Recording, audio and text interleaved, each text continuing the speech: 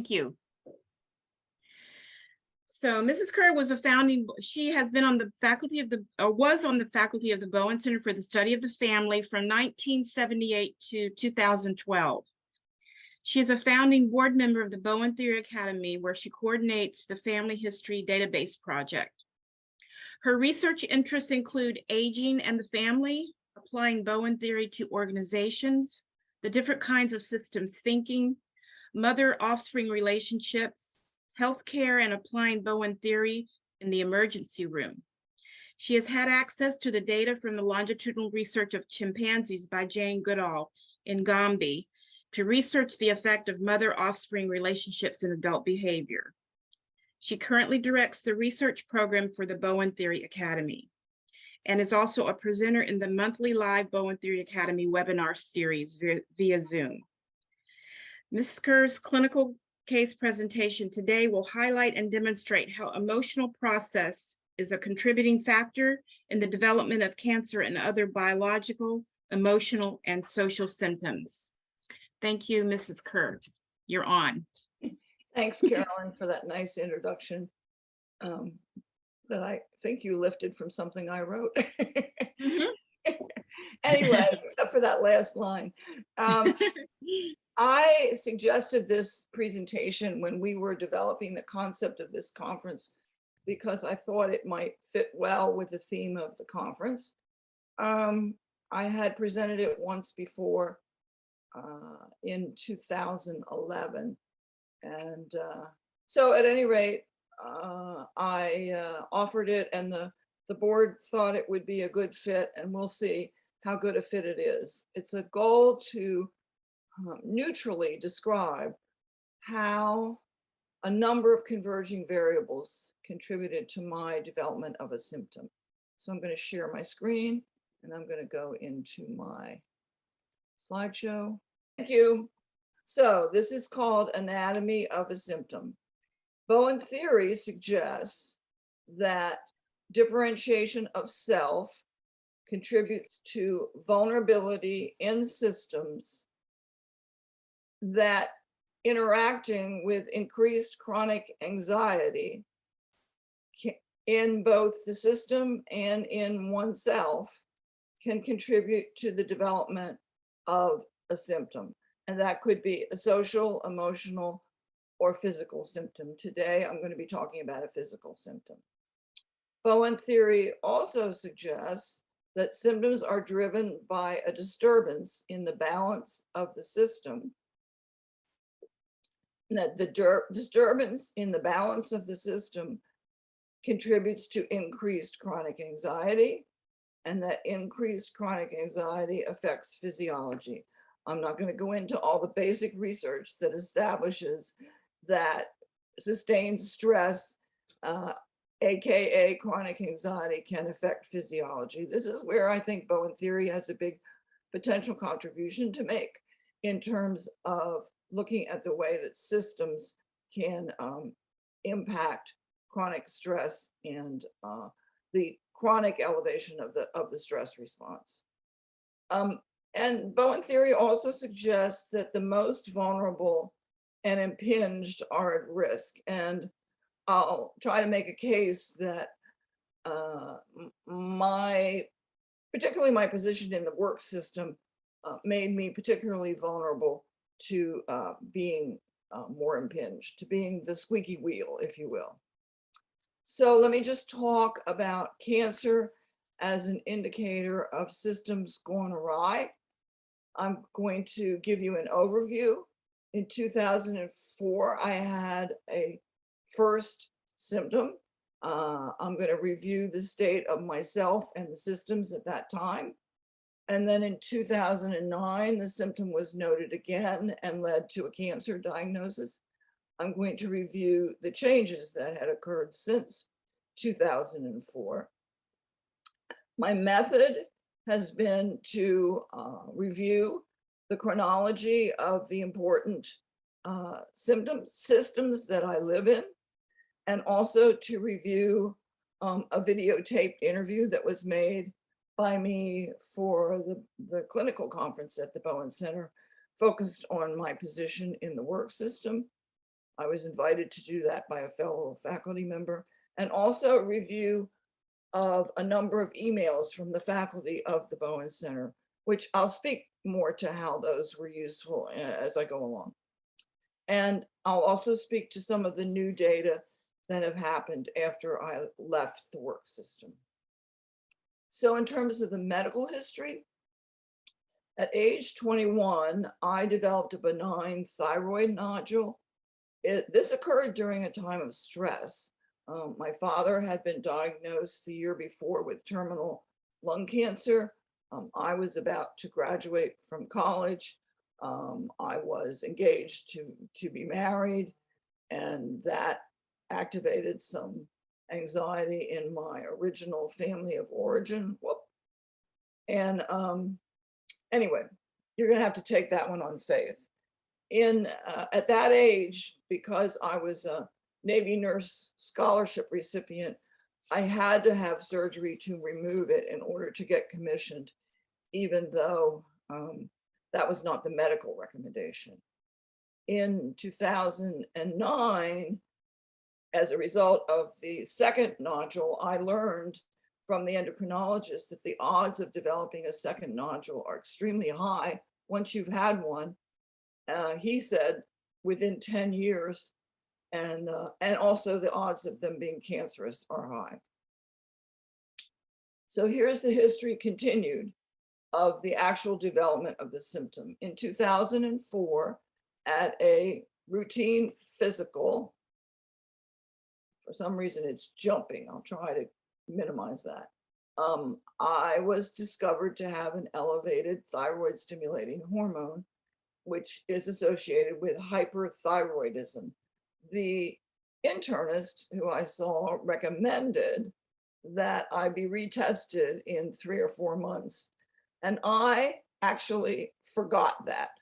Now, as someone, when I presented this earlier in the week at our research seminar, said, isn't forgetting it also an indication that you're already under stress? And I think that was a good question. Yes. I mean, I'm a nurse. How do I forget a doctor's recommendation that I get retested? That's just not characteristic of me. Had I remembered in 2004, this is an unanswered question hanging over this presentation, would it have been cancer? Or would it have been cancer? And was the die already cast? And is my trying to look at between 2004 and 2009 a spurious effort? And there's no way to answer that question. I had another physical in 2009, and I had an even lower TSH level. At this point, I did follow up with an endocrinologist. I had a needle biopsy, which in March of 2009, which indicated the probability that it was cancerous. In July of 2009, I had surgery to remove the entire thyroid. And afterwards, the surgeon recommended no further treatment, but the endocrinologist recommended radioactive iodine ablation of any possible thyroid tissue left in the body to reduce the probability of a recurrence from 2% to 1% and to make follow-up easier. And so in December of 2009, I did the radioactive follow-up treatment. My reaction to the diagnosis of cancer was not surprised. It was sort of course. My body knows that it's been living in a highly stressed number of situations. I want to give you some factors about this particular cancer that I had. It is slow growing. It's non-invasive. It has a high cure rate. So it's a serious symptom, but it is not a serious cancer. It was an adenocarcinoma of the thyroid, which has a somewhat happy in the field of cancers. This is one you might want to get, as opposed to, if you're going to get one, this is a better one to get than other ones. So I want to talk about my vulnerability to symptoms in 2004. I'm going to review the systems in which I was involved. Because the relationship with my son comes in later in the 2009 period, I would just want to note that in 2004, my relationship with my son was very good. It had been on a rocky road since he was 16 when he puddled, and I began to address my part in that. But at this point in 2004, it was good, and he was about to graduate from college, which was sort of the opposite of puddling. And a number of you have heard me present on my efforts to define a self in relation to him and the triangle with my esteemed spouse around him. What was very much in play was doings with my mother. And in the background, what I'd like to say is this is the family emotional system that I grew up in. This is my father, my mother. I'm the firstborn of two. And my mother had a history of a serious suicide attempt, not substance abuse, in 1947, which changed the nature of their marriage and contributed to my father being in a sort of adaptive emotional position with her. What I have in this slide here is the conversation that took place the day that my father died. When I got to the hospital I was in naval officer training in time to meet with him. He wanted to meet with each one of his close family members before he died. And what he wanted to say to me was, "Take care of my poor Aggie." And I said, "Oh, sure, Dad, I'll do that." So there's many days that I would like to have a redo on that conversation, and I've imagined a redo. But at any rate, what I'm trying to convey is that I sort of took on the mantle of his responsibility for my mother's life. The first coaching session that I had with Murray Bowen in late 1969 or early 1970, a second suicide attempt had happened in 1966. And at the end of the session, when Dr. Bowen asked me what my goal for myself was, I said, "I don't want to be responsible for my mother's life." So it's pretty clear in my headlights that that was a position that wore on me and wasn't good for anybody. So in more background, in 1997, after a very arduous winter in Pennsylvania where she lived, my mother became very dissatisfied with owning and running her own house in the winter. And she became somewhat anxious about continuing that way. Interacting with my sister got anxious and picked up my mother's anxiety. And on a Mother's Day visit, oh boy, I'm sorry, this is slipping around. On a Mother's Day visit, my sister took my mother to my sisters. My sister took my mother to a retirement community. And on her first visit, my mother put down a deposit and decided to move there. It was a somewhat disastrous move. It was, my mother moved from her home that she'd lived in for 50 years and her hometown of 65 years to a rural community about a half an hour from my sister, run by a fundamentalist church group that had few volunteering opportunities for my mother. My mother was a very active volunteer in her hometown. So it proved a disastrous move, and my mother's functioning went down. This was marked by a marked depression after she moved, and the first development of some memory symptoms. And there were times in 1997 to 1998 when I thought that she might die.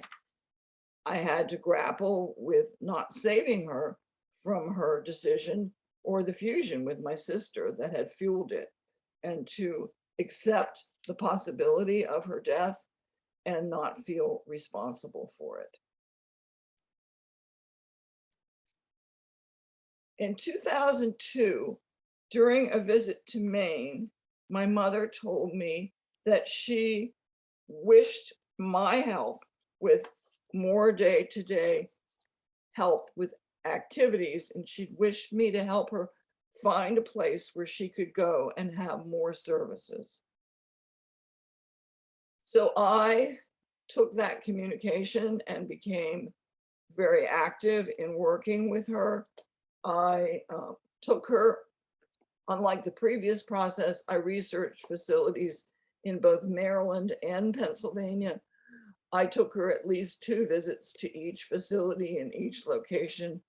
And in February of 2003, she decided, she moved into the place that she had decided on, which was actually, again, living near my sister, and with a place with a lot of facilities. Now, in this process, my sister became agitated and tried to influence my mother's decision in a pretty intense way.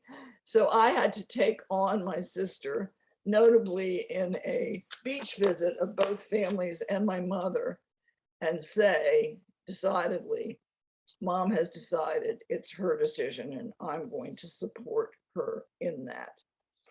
So in February of 2003, she moved to that facility.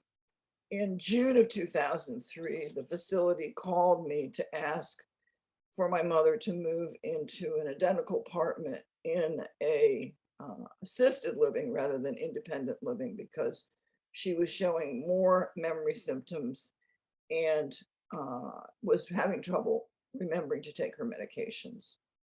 She seemed to adjust well to the change, but she was increasingly isolated. She wasn't making new friends, and her functioning was not great.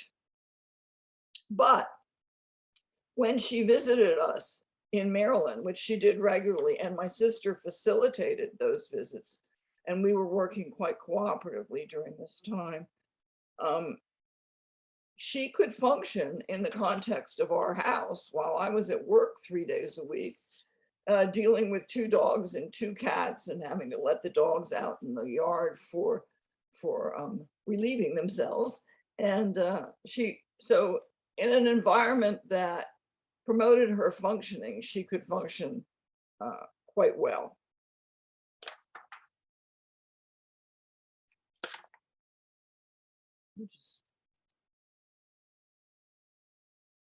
Another variable that was going on at this time was the personal side.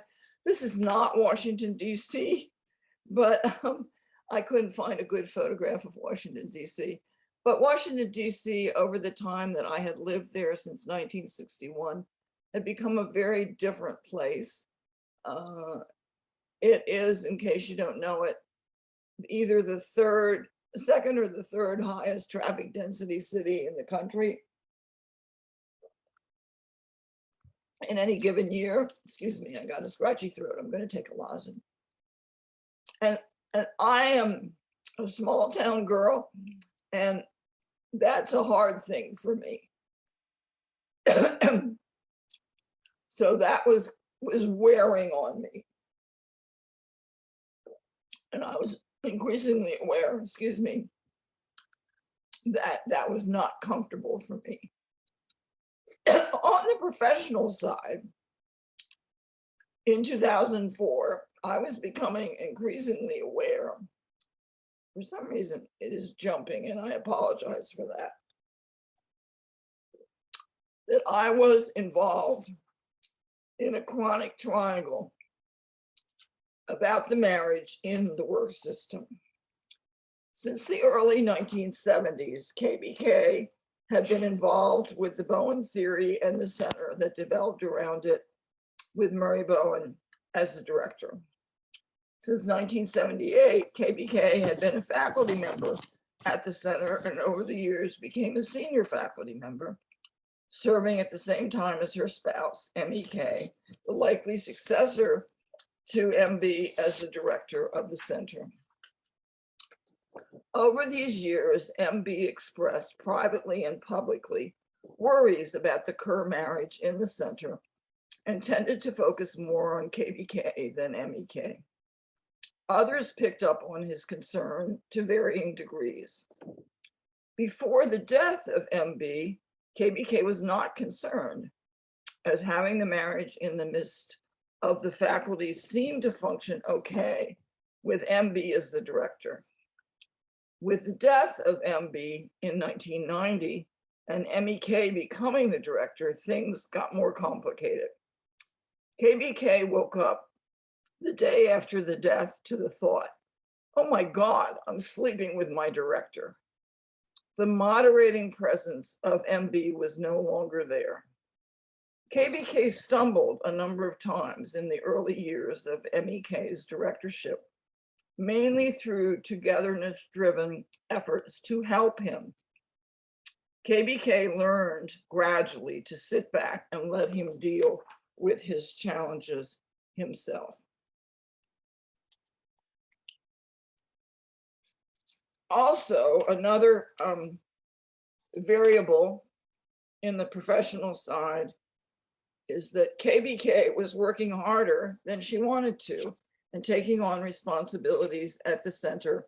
Again, some of that would be driven by helping the director, MEK, and some of it would be just who I am. I am a workhorse older sibling. In the marriage, there were other manifestations of all of this that I'd like to try to talk about. KBK was living with a husband who was chronically overextended and traveling a good deal. He was unhappy with carrying the load of the center, increasingly by himself, with fewer faculty members involved in the day-to-day operations. He was preoccupied, unavailable, overwhelmed, not present as a real partner, and obsessively processing his situation with KBK. Now, she's less than mature, and as he has anxiety, she picks it up. I came to use the phrase, his anxiety is in my body. Now, Bowen theory suggests that the way this would happen would be the permeability of these two selves, less than mature selves, and consequently the anxiety spreading from one to the other in terms of the undifferentiation and permeability of the membranes, if you will. Another way that anxiety was generated in the marriage was that MEK would periodically at times be agitated with KBK as his emotional state overflowed into the relationship. And again, this disturbed the balance of the relationship. It moved it towards more togetherness and more tension, and at the same time, KBK feeling less genuinely connected with KBK if he's mad, agitated, angry with her. So here's a recap of what I've just said. In 2004, the relationship with my son was good. There were a lot of doings going on with my mother that challenged me and my role. There was the personal side of being unhappy with living in a dense city. There was the professional side, of the chronic triangles in the marriage, in the work system, my overfunctioning, and in the marriage. So I'd like to move on and talk about what happened between 2004 and 2009.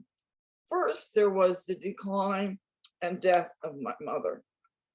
In the spring and the summer of 2005, my sister and her husband and their 2 kids had decided that they were going to move to northern Pennsylvania, quite a distance from where they were currently living and my mother was living. And my mother decided, as soon as she heard about this, that she wanted to live near me and my husband in Maryland, instead of relocating to a new facility near my sister. This was a real change in her choosing to live closer to me rather than my sister. In August, and this whole move generated anxiety in my mother and my sister. And I think connected to that, that would be a whole other presentation. In August of 2005, at my mother's current facility in Pennsylvania, she had a fall, had a serious brain bleed and brain injury, and was hospitalized. And that began the process of her decline. She was hospitalized in an acute hospital in Pennsylvania. My sister was on the scene in Pennsylvania and took primary responsibility for it. She did a great job. I was in Maine on vacation. We decided I didn't need to come to the hospital before I was going to leave Maine. Afterwards, my mother was moved to a rehab facility in Pennsylvania. On my way home from Maine, my husband and I visited her in the rehab facility in Pennsylvania. The change in her behavior was incredible. I mean, it was a serious brain injury. My sister and her husband moved away while my mother was in rehab in Pennsylvania. And then I, according to the previous plan of her expressed wish to live in Maryland, moved her to a rehab in Maryland. And then when she could leave the rehab in Maryland, she moved into our house and lived with our house. And that was actually a long-term plan, and it's something I had thought about for a long time and had presented and written about the value of family members taking care of their own. And we had a good college try at it. She lived with us for between 3 and 4 months. But after several months of that process, I faced the decision that I couldn't have a life with her living with us because she needed so much care and she didn't have enough money to buy her the care that she needed. And so I ended up being her care on all the evenings, the days that I didn't work, and the weekends, and with my husband pitching in. In the final analysis, I ended up choosing my life over hers and deciding very painfully that I had to put her into a facility. So she moved to an assisted living near us. I visited twice a week. My husband and I brought her home for dinner a third time a week to have dinner with us every weekend. She lived there for about 6 months. Her functioning continued to decrease, and they asked her to go to a more intense facility. And so then, working with a geriatric consultant, I found the best nursing home that I could, as near to us as it could be. And she lived there until she died in 2008, in early 2008. She died as a result of an untreated infection that was untreated because she had a very clear living will. My sister and I worked together incredibly well to implement her living will and follow her wishes, that if she was not capable of making her own decisions, she had what I called a very rigorous living will, and antibiotics was one of the things she did not want. Now, I would say many overtly or covertly have connected my symptom in 2009 with my mother's death in 2008. I'll just say, as my opinion, that I don't do that. I don't see that as denial. My mother had been slipping away in small ways since 1997. And after her brain injury, she really wasn't present as a resource in the same way that she had been. She was a resource in that her situation challenged me to sort out myself from herself and make conscious choices. But her care was very taxing, and her death was mainly the relief of a long siege. And in addition, you have to take this on faith, I'd been working to resolve my relationship with her since 1969 and had, by my estimation, achieved considerable success.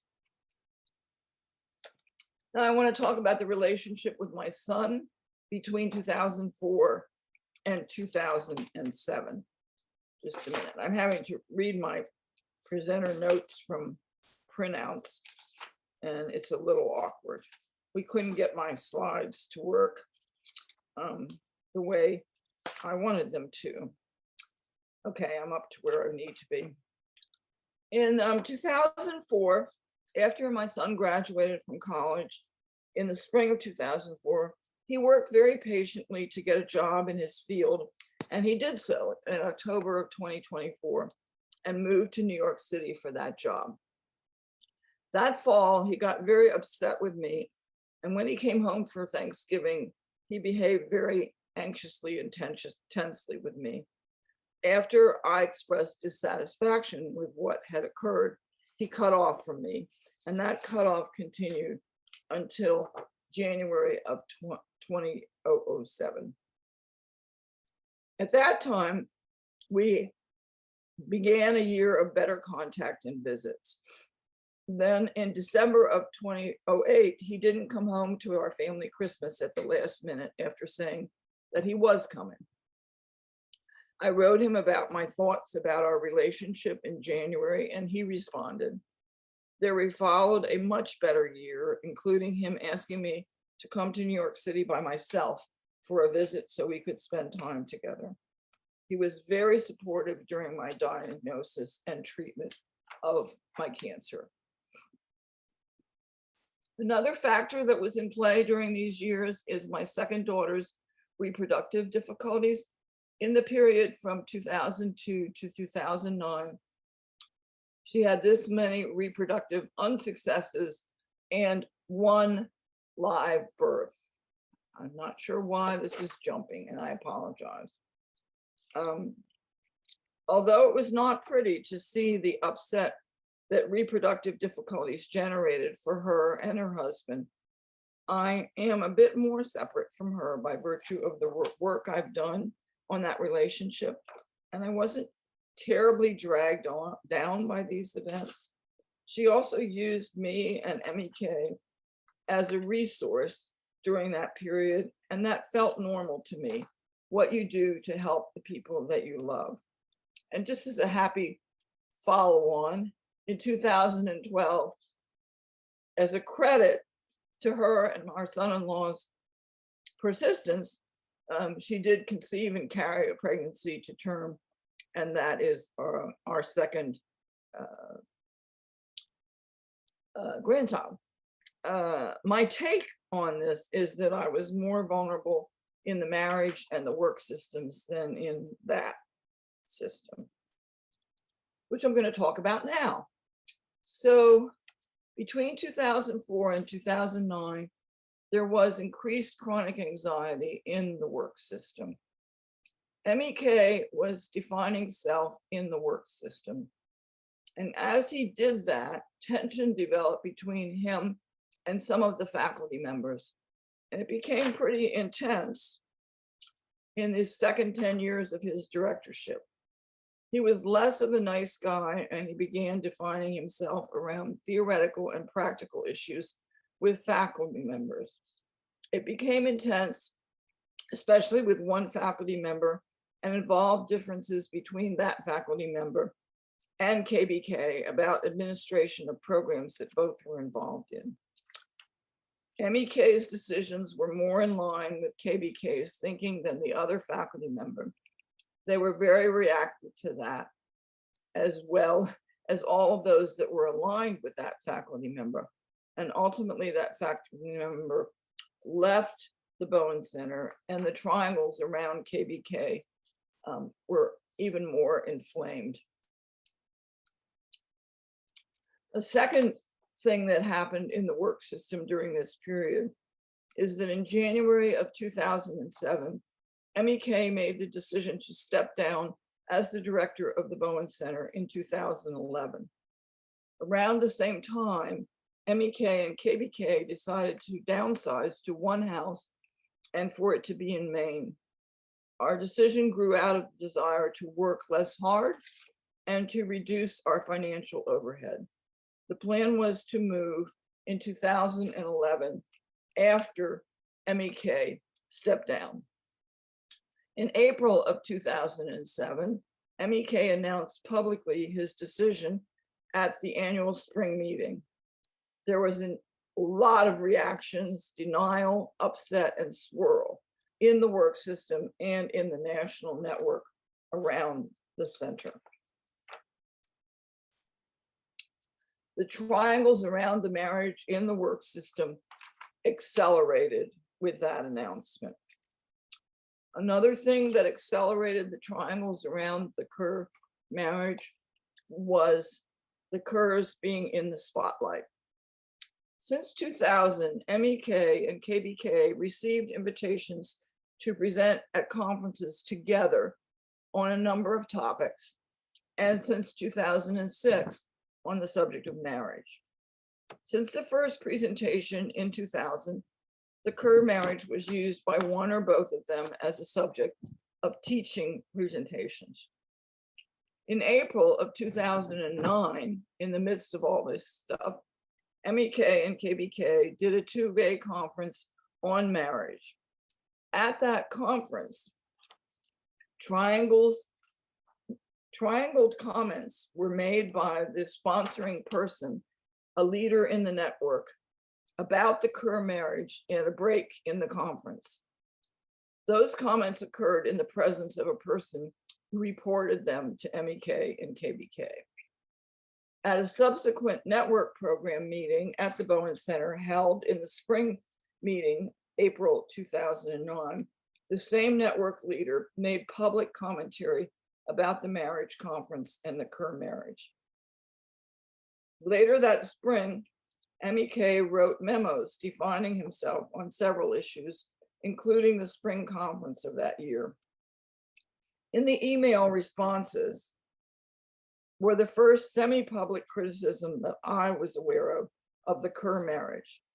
The critics invoked MB's not doing any meetings with his wife and his criticisms of the Kerr marriage as captured in videotapes and people's memories to support their criticism of the Kerrs presenting together. I'd like to note here that this is inaccurate because I knew personally from MB himself that he had always left it up to his own wife to decide to respond to invitations to appear together at national meetings. And it had been her decision not to do that. In May of 2009, MEK and KBK did a one-day conference. Again, KBK was unhappy with how she handled herself in the discussion. She overheard negative comments in the ladies' room about herself. Love the ladies' room opportunities. The separation of stalls is wonderful in women's rooms. KBK became aware that the climate in the month before about the Kerr marriage had infiltrated her and that she was more anxious and had not handled herself in the joint presentation as well as she usually did. KBK wrote to the faculty, excuse me a second. I need another lozenge. Bear with me.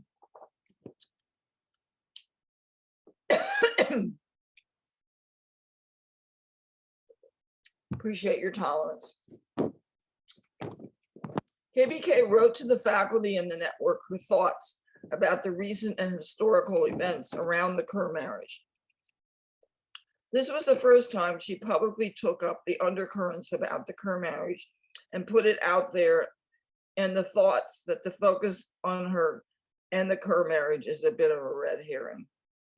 She received email responses that were very helpful. They were full of information.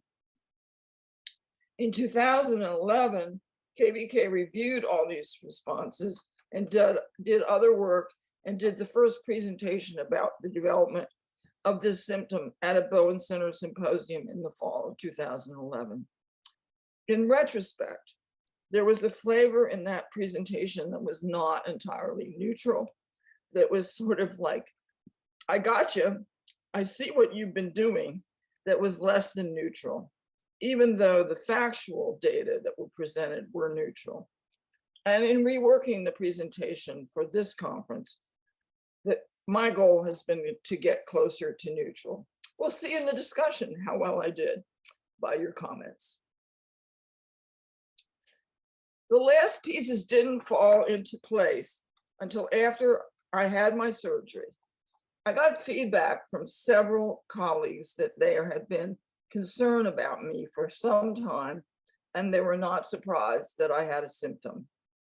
I asked them to elaborate, and what emerged was a fuller picture of my spot in the work system and the national network. I had not fully appreciated the implications of my spot in those work systems. I developed the hypothesis that my spot in the marriage is webbed into the triangles, especially those involving the Bowen Center and the network. Just by virtue of who KBK and MEK are, is he historically comes across as a nice guy, and I come across as a bit of a force. I'm less of a force than I used to be. He's less of a nice guy, but this is the history. And that leads to a positive relationship between him and other people, and a more negative relationship between me and other people. They're more vulnerable to siding with him. And this is more than over-functioning, and this is more than my historical view of the triangle. Their triangles are sympathetic to MEK, negative to MEK, to KBK, and supporting MEK's tendency to blame me and not see himself as a reciprocal partner in the marriage.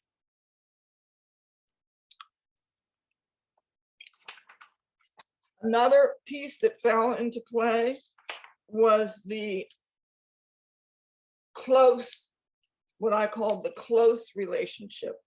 This was based on a series of relationships in which various people had a special relationship with MB.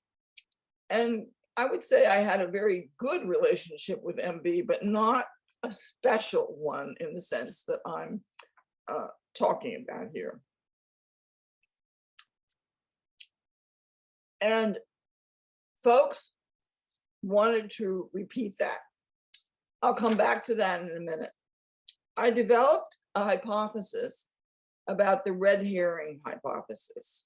What I came to think was, when anxiety rises, there will be more focus on KBK. MEK stepping down and defining himself increased reactivity, and there will be more focus on KBK.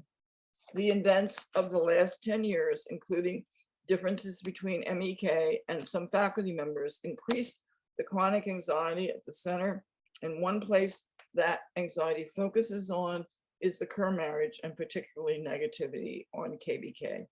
Or, as one person put it, are people angry about how things are done, or angry that you are leaving, or both?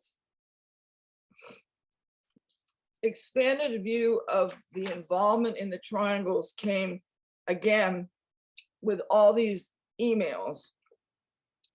I realized that others wanted the inside position with MEK, and I got an expanded view of the MEK is good and KBK is a bitch.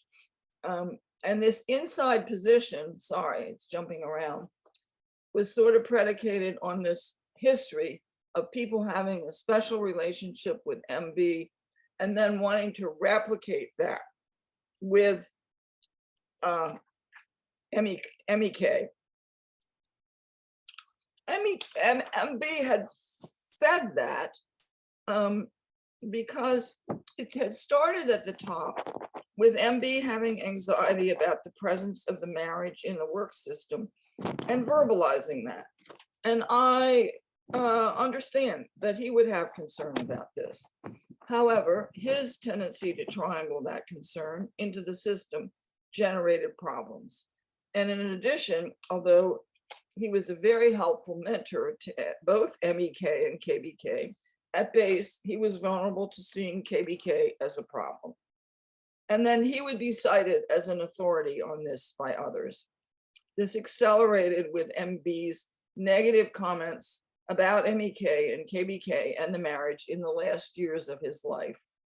It seemed as he declined and had less control over his own life, that his worried focus on the Kerr marriage intensified and that he triangled that more out into the system. So this would be MEK's vulnerability to positive from the other and tendency to blame KBK, the others claiming a special relationship with MB or MEK and leaving me on the outside and considered the problem. So the tension between another faculty member and MEK would get relocated between that faculty member and KBK, and then she would be more on the outside of the situation. One version of this triangle occurred around MEK's anxiety about the move. In the summer of 2008, while we were in Maine, MEK expressed uncertainty about the move, both privately and publicly. This was a strain for me because I didn't want to do something he didn't see working for him. I asked him to clarify and he decide what he really wanted to do and indicated I would be happy to reverse the decision. And he decided to stay with the decision to move to Maine. Stupidly, my concern abated. However, as months went on, I became clearer that MEK was quite anxious around the impact of the move to Maine on him. He repeatedly, overtly, and covertly put that anxiety out into various professional and personal systems, inviting others to triangle into our relationship. For example, one time in Maine, in response to an inquiry from an acquaintance about the move, he said, "Well, she's clearly coming to Maine, so I guess I am too." This fueled triangling and a view of MEK as not wanting to leave the center or DC, and that he wouldn't do so if not forced by her. So the part of the expanded view of the triangle is that when more anxiety rises, they'll be more focused on me in the work system. MEK's announcement of stepping down and also defining himself more in the work system increased reactivity, and therefore there was more focus on me, and I was more outside of I was more the outside position in the triangles. There also during this time emerged what I called the marital fusion camp, which was very fascinating to me. As the email responses came in, this continuum became clear to me, and I tried to articulate it in this side, that there was a view, there was a view that in the system of marriage, it is always a fusion. I called that the A position. And the Z position would be that a marriage can, at least in fleeting moments, be individuals, two individuals. And then at the same time, in this position on systems continuum about the Bowen Center and the network, A position was there's always emotional process. There is never any thoughtful process. And the Z position would be that a work system can be, at least for fleeting moments, a collection of individuals.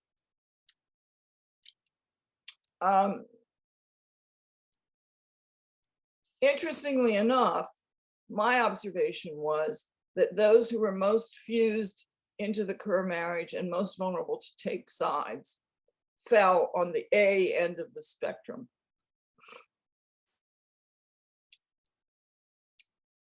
I just want to note that at one point a colleague observed that the increased tension was getting to them, and they thought KBK is in an even more vulnerable position than I am. So she's even more at risk.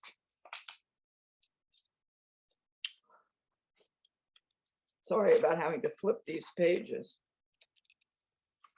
There's lots of more evidence for this intensity since 2011. I'll just give you two examples. As I prepared in the late spring of 2011 to move the tech side of the webinars that Michael Kerr had been doing for the Bowen Center, I had to deal with the administration around the origination of the site being in Maine and setting up the technology for that. As I researched details of the internet access and reported them to the administration, I was accused by the administration and a faculty member of trying to get the Bowen Center to pay for the Kerr's personal phone, internet, and TV service. I was outraged at the time. How could the negativity go so far? That was my response at the time. Now, I think, of course, the emotional system would hit me. That's an Achilles heel for me because I have always prized my honesty and strive to be an honest person. Another indication was after leaving DC and being in Maine, I continued to run some programs remotely for the Bowen Center. KBK became aware that the director was managing those same programs behind her back. And at that point, KBK resigned from the faculty. It's a measure of the depth of the negativity about me from the top of the leadership down that all mention of my service from 1978 to 2002 was removed from the Bowen Center website. KBK doesn't exist on the Bowen Center website. Now, a hypothesis about this would be that would be justified by KBK resigning rather than retiring from the faculty. But I think it represents emotional process. So here's my conclusions. The primary variables in the original symptom were the strain of dealing with my mother's changing condition in life, with a chronic spot in the Bowen Center triangles, with my personal dissatisfaction with my living situation in a dense city, getting denser all the time, and with variables in the marriage. The primary variables that I can articulate in the symptom continuing and intensifying are caring for my mother in her decline, but not her actual death, the state of my relationship with my son, including the periods of cutoff, the increased anxiety in the Bowen Center work system that focused on the Kerr marriage and especially me. The triangles around the marriage are especially toxic for KBK, and I think that has to do with the way that they put me in the outside vilified position. I just want to talk briefly before I completely quit that since 2012, I have lived in a, whoops, it's jumping again, I'm sorry. I have lived on the island community outside of preconceived notions about KBK and MEK and have not experienced anything like the triangling that was going on in the work system. In BTA, I have not experienced my colleagues on the board as taking sides with either one of us, in fact, having a good sense of humor about the fact that a marriage exists in the middle of BTA. My health has been excellent, although I am approaching 79 on Monday, and I have the aches and pains that go along with that. I have not had another serious health symptom. I want to mention a coda that as this went down over the years, that my friendships provided data that I was not the problem, because I have a network of friends from all aspects of my life who I love and who love me. But this wasn't completely punched up for me until after the occurrence of a major symptom. And before I got more neutral about that symptom and be more sort of a whine on my part. Why do people like me so much in other areas of my life and seem to value me and not at my work system? And then I would also suggest that Bowen theory suggests that the marital undifferentiation is equal and that both contributed equally to the reciprocity and the problems that I've described. So I am going to stop. I've lost complete track of time. I'm going to stop sharing. What time is it? Oh, fantastic. I have a half an hour, right, Carolyn? Yes, you do. A half an hour for questions and comments. Great, I got it in an hour. That was my goal. I hope I didn't go too fast for people that have comments and questions. Okay, so I invite you to raise your hand, and Shannon and or Daphne will be calling upon you.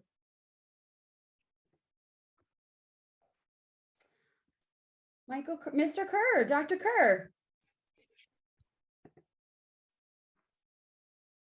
Can you unmute, please? Story of my life. Thank you, sir.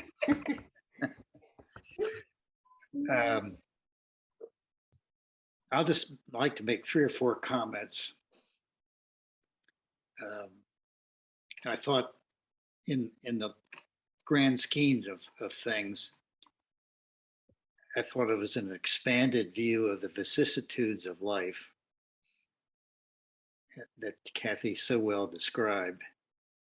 But Bowen family theory over time could guide change. And I think that definitely happened. The negativity around the webcasts when we moved to Maine, I can see so vividly. I should have taken on every son of a bitch who was accusing me of that and not dealt with it sort of quietly. That this became very clear. And I think it took the move to Maine, out of Washington, out of the Bowen Center, to really clear my head. And part of that was seeing KBK's market improvement in functioning. And so these changes were refreshing, but how much the climate was so different from what we live in here versus what was going on at the center. And when I was director, and there's a lot of things I didn't get done well. Anyway, I'm just pleased to hear it, and I thought it was a very well presented timeline to correlate it with symptom development. That's all. Well, thanks for your comments. Your comments remind me that I had the interesting opportunity here on the island within a year or two of moving here to be asked to be a leader in a number of organizations, including in 2016, moving from being a vice president of the board of our community center, which is a very important aspect of our small town, to being the chair of the board for 4.5 years. And in that position of being the leader instead of a second in command, I experienced a freedom And again, not the negativity about me and the way that I lead that I had experienced in the context of the work system at the Bowen Center. I don't know whether you want to say any more about that, Mike Kerr. I was going to say something that completely went out of my head. I'll come back to it if I think of it. But yeah, just the pleasure of watching your functioning be allowed to improve. If I could just keep my nose out of it.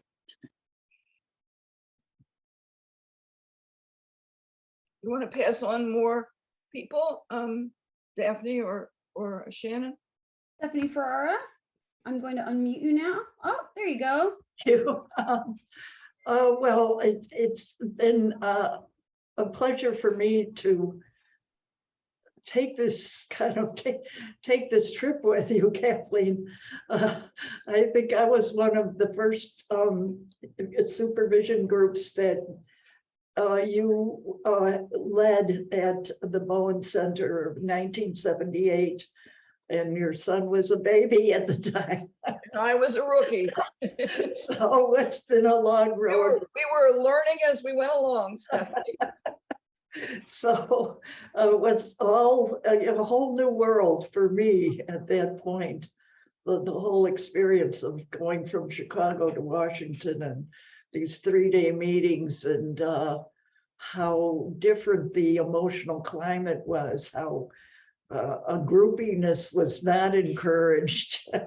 It was so to listen to this. I guess one thought is the work that goes into becoming objective about things that are so deeply personal, and the very heartbeat of your own life, to be able to look at it over time and integrate it into all the life cycle events, all the adaptations that were called for along the way, and the interplay of personal, professional, parenting, parenting of your own, or care of your own elderly parent, all the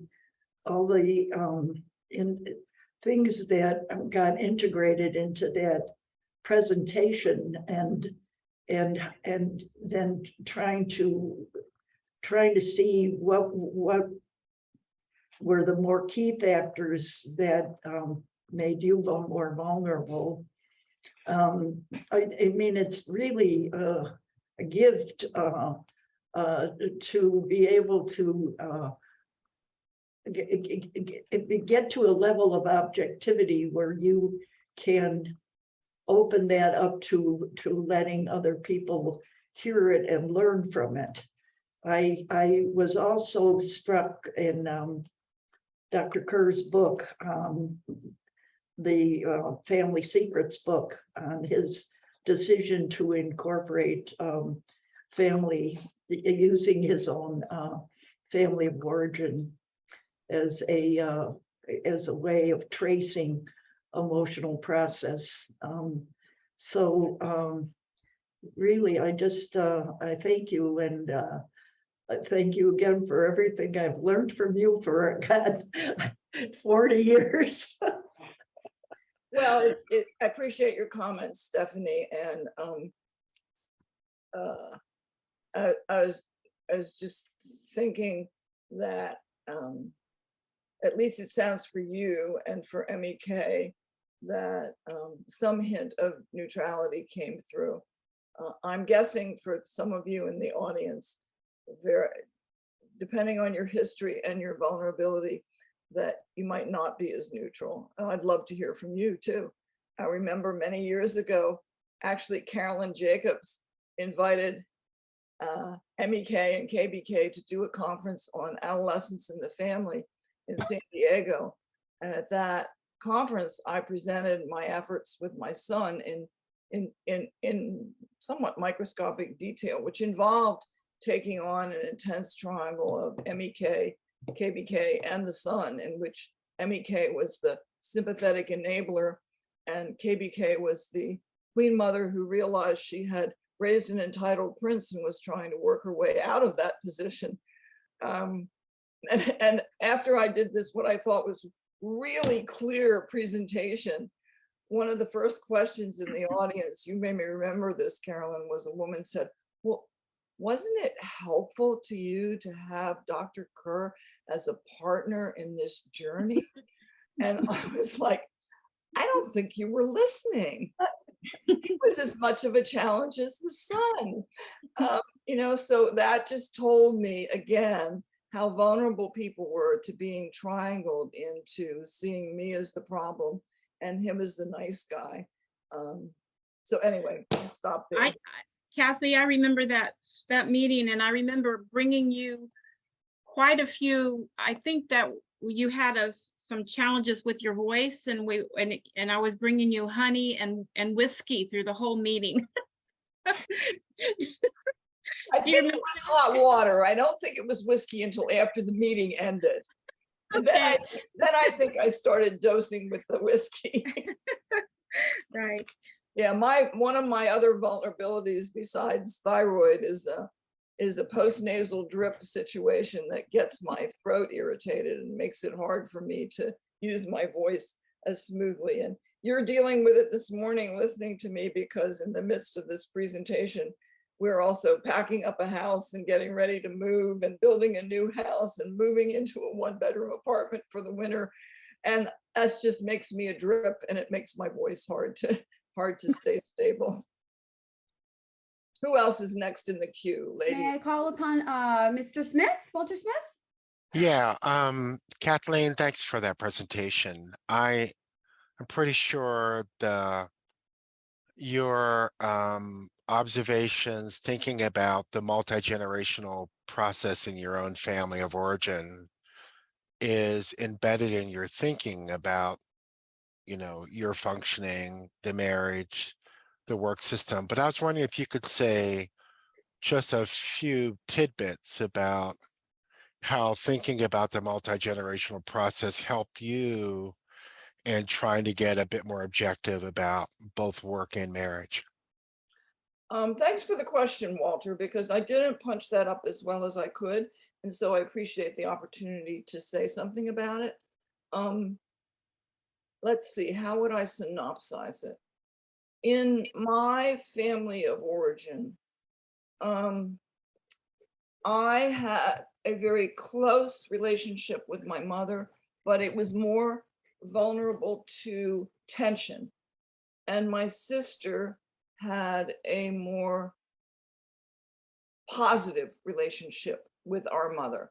I used to say, in thinking about it, we didn't have quite the same mother. We each had our own distinctive fusions with our mother, and that mine situation, in which I had a more over-positive relationship and kind of idealizing relationship with my father, and a close but more tense relationship with my mother in the parental triangle.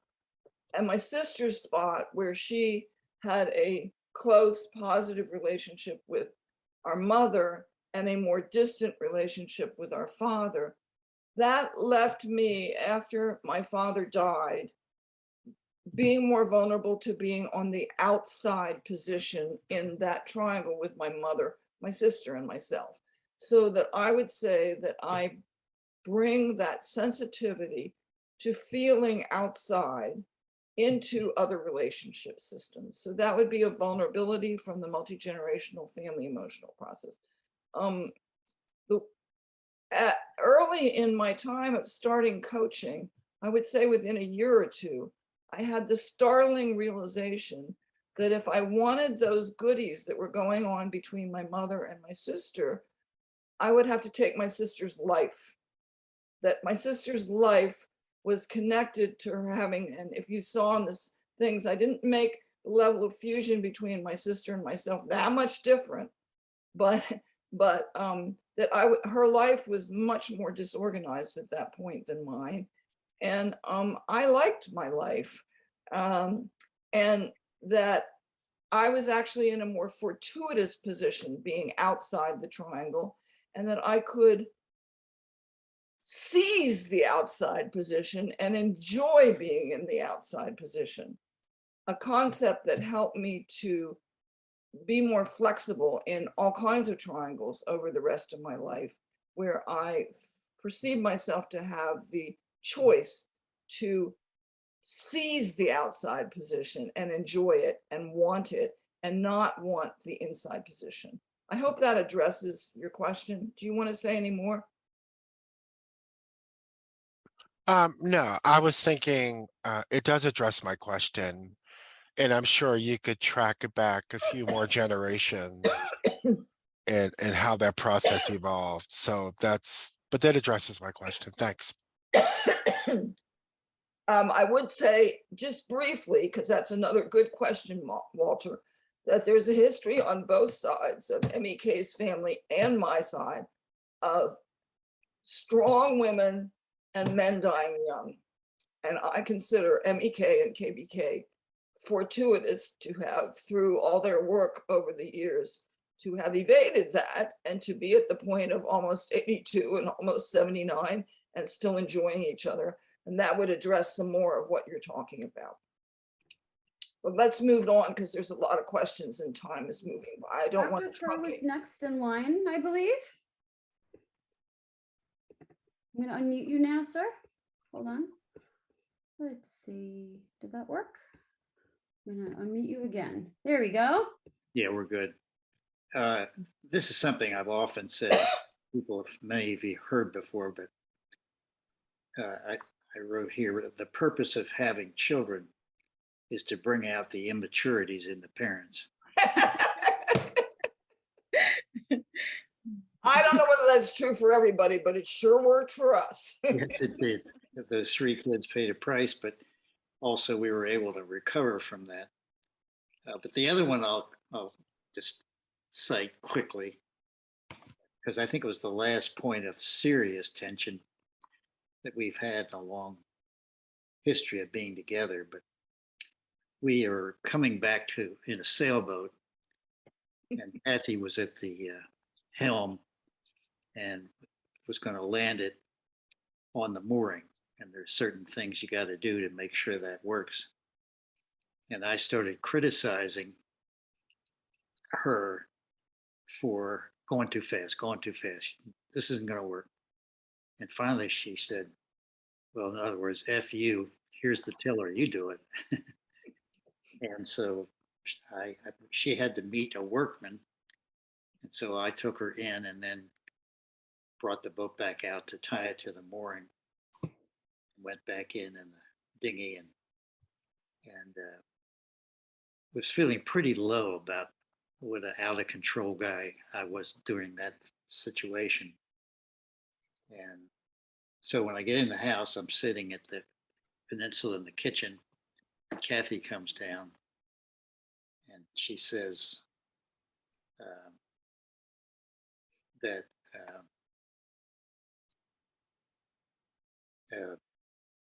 I know that you're trying to do the best you can. And that was, quite a big difference in getting into fights about it.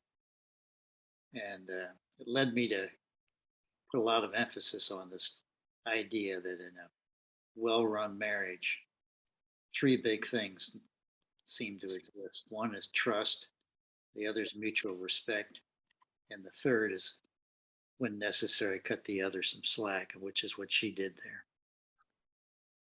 Anyway, I'll shut up now. I've had too many chances already. Well, you were an important player in the story. you get some airtime. All right. Shall I continue on with Ms. Victoria Harrison, please?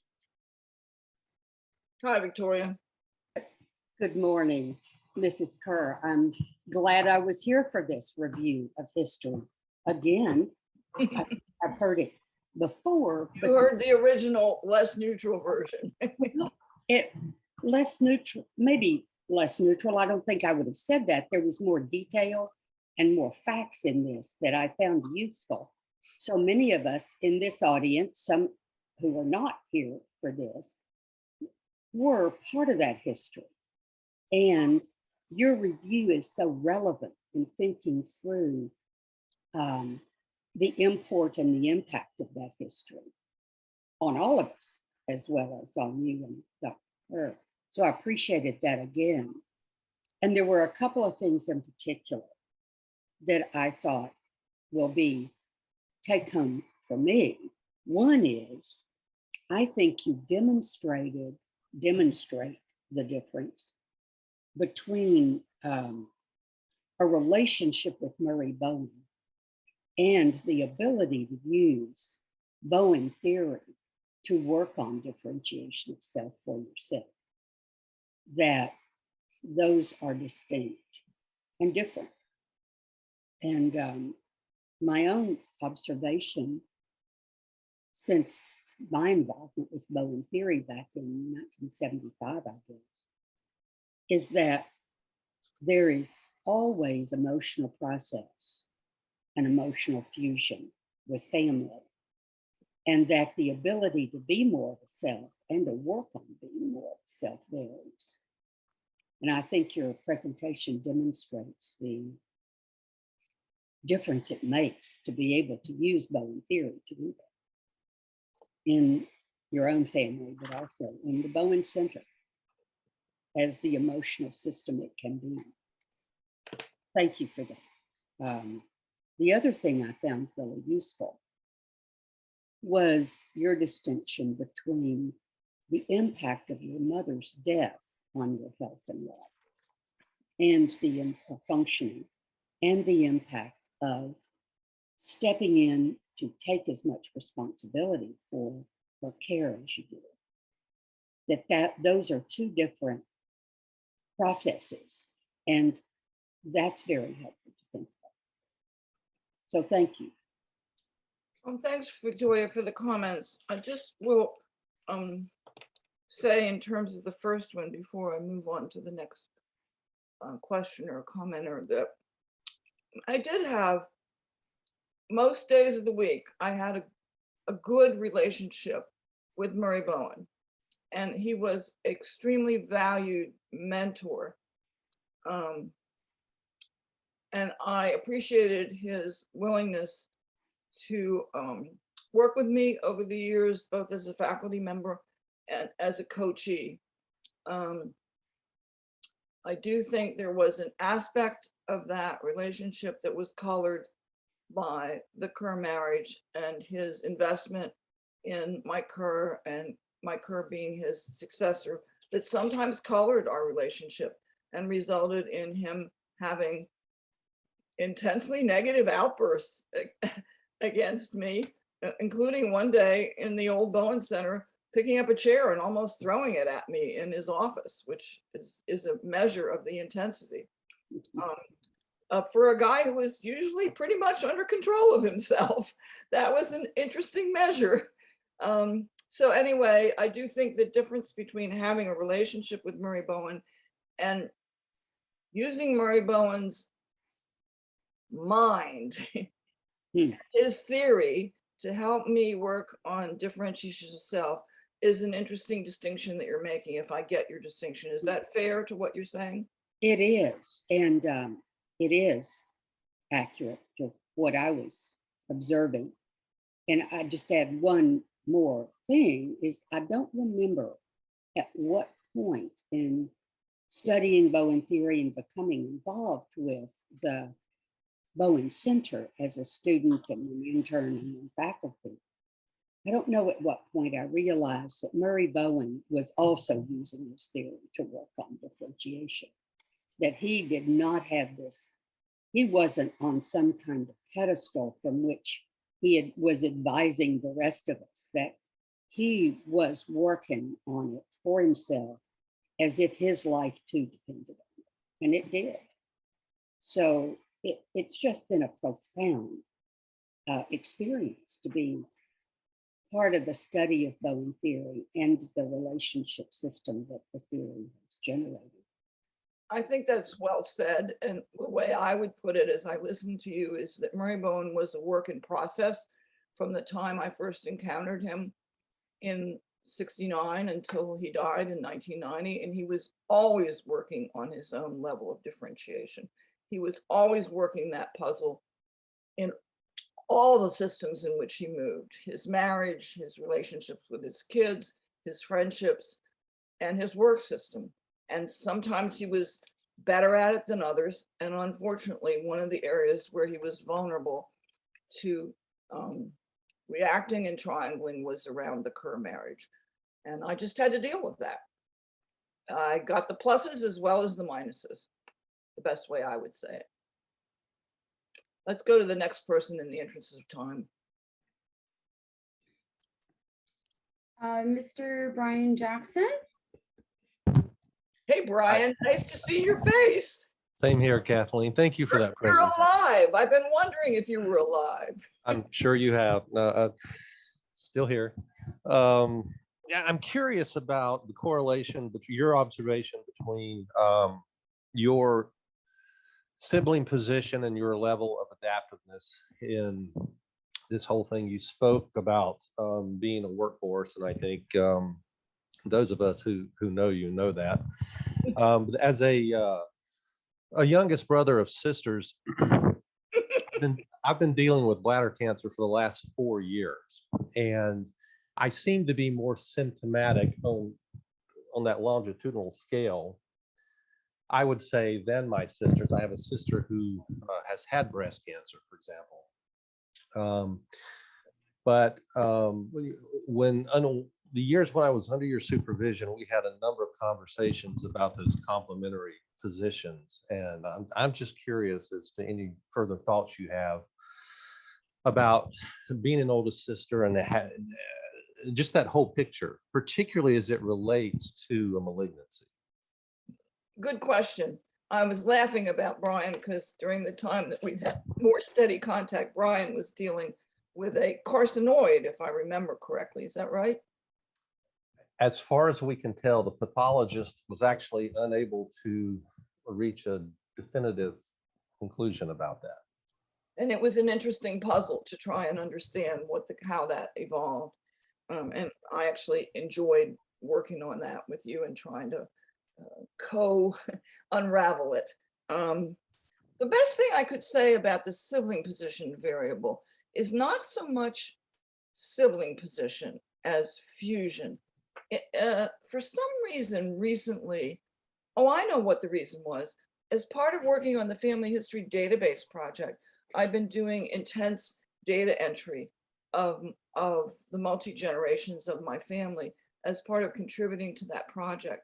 And in the last year or so, I got down to the segment of my family I'm contributing to that project includes my sister. And I realized I was a little foggy on my sister's medical history. And so I asked her if we could have a phone conversation in which we would go over that. And I explained to her it was part of the project, and would she be open to doing that with me? And she was. And so we did it. And what I just lit up is just incredible, is that in the year after my mother died, my sister had something like 4 or 5 major symptoms, including 2 cancers, all of which she's survived. She's alive. But that I thought that highlighted the difference in the fusion between myself and my sister, that her symptoms were intense, clustered, and they were actually life-threatening cancers. But she's a resilient cuss, my sister, and I love having her around still, and she's survived all of them. Have I addressed your question, or should I say something more? No, I think so, and I will leave it at that so that Margaret and others can get to theirs. But thank you for that. Okay. We have time for one more question. I can ask Margaret Otto. Can we do this? Can we just get the 3 questions quickly, and then I'll go out with a kind of group answer? Okay. Please do that. Let me unmute Mr. Frost as well, Ms. Nicholson, and That's it. So if you three can Okay. be quick, I'll try to address all three of them rapidly before they have to Thank cut me off. you. I'll just stick to one primary point I had. It was with Mike's conversation or presentation yesterday too. I was thinking about how the body responds with the symptom after, and medicine responds with treatment long after emotional process has begun. And then the agency or flexibility or not of being able to address that. Okay, Randy? Yes, thanks so much, Kathleen, for that presentation. As you, I think, know, I'm interested in clinical research and including research on our own families in a disciplined way. And you've just given a wonderful demonstration of looking at the variables, professional, personal, historical, that influence level of differentiation. My question has to do with, you have had a way in your presentation of weighting different events that occurred throughout your adult life and younger professional life. For example, the death of your mother, when it occurred, you weighted as less significant than the triangles in the work system. And I'm just wondering what the thinking process is around, you have these events, people can say, well, such and such happened, therefore, but weave that in with understanding of emotional process, I think, in weighting the importance of different events. So that, along with, have you ever thought of a baseline of functioning at the time you began with Bowen theory, and then track the relevant variables of your functioning over the years in terms of progress toward differentiation? Okay, and Anne, you get the last question. Well, it's more of a comment, I guess, than a question, but the thing that really stood out for me was this long history of tracking all the variables and including the symptoms and utilizing that to make important life decisions. And I thought of the courage it takes to stick with a problem long enough in order to figure it out and move forward with your own life and do better with the people involved with the problem that you originally presented. So I thank you for that. Well, Great thanks. presentation. Thanks all three of you for comments. I'll just say quickly, I think Margaret's comment fits with your comment, and in the sense that, as I was trying to describe in the discussion yesterday, I actually think of this symptom as a gift that woke me up to what I was living with in my body and to addressing it with my head in a way that made it apprehendable for myself in a way that I could exert some agency. And I think Margaret's point is good, that the agency and the neutrality came in long after the cancer was long removed from my body. But I don't think it's an either or. I decided to go with medical treatment and trying to address it. And then I'll say last, in terms of Randy Frost's question, weighting these variables is a process of me knowing myself and my level of emotional reactivity to them. And when I say you have to take it on faith that my mother's death was somewhat of an anticlimactic event for me, given all the work I'd done on it for those many years, I don't know how to quantify that. I can just tell you that that's my best judgment. And certainly the challenge of, I've thought a lot about what my baseline level of differentiation was when I entered into this wonderful dance with Bowen theory in 1969 and what it is now. And I would argue I'm one of those lucky people who's accomplished some basic change in first the triangles in my extended family and using them to work in that triangle with my mother and my sister and myself over many years. And then with the appearance of symptoms in our kids to finally take on my undifferentiation in the symbiosis with the kids and with my beloved spouse there at the top of my screen. And those have been wonderful gifts to address my immaturity. And I think I've moved the needle a little bit over my lifetime in a way that makes me an easier person to live with, both for myself and for other people. And but that would be a whole other presentation to try and substantiate that. And that might take 3 hours to present. So I'm going to shut up and let the meeting move on. Thanks, Kathy.